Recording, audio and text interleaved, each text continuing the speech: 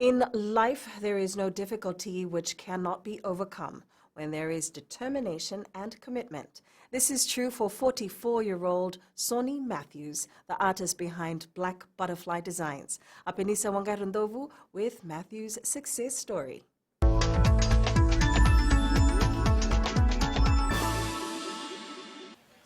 The 20-year-old business started with a lot of struggles, but Sonny Matthews says she had seen harder days coming from a sugar farming background. I see my parents, they struggle in the farm. They are still in the farm. They have sugar cane, and if you don't get money, you don't eat. If you don't plant, you don't eat. So I always have that.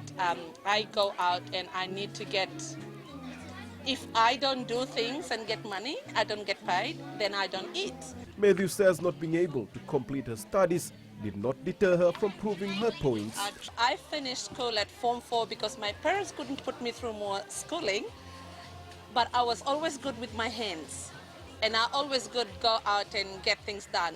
The mother of two recalls how she started her business. What I used to do is I buy 2 pieces of necklace and join them together, and all my friends used to say, "Oh, that's nice."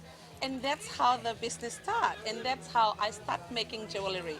Matthews does not only specialize in jewelry making, but is making use of other talents learned from her grandparents. I make cushion cover, anything crafty, I make it.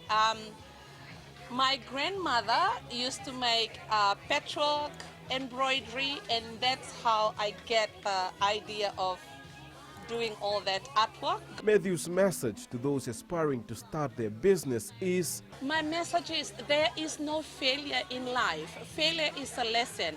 Every time you fail, it's teaching you a lesson. So from your failure, you learn. The Black Butterfly Design is based in Pacific Harbour. In her spare time, Matthews take part in charities to help out communities in need.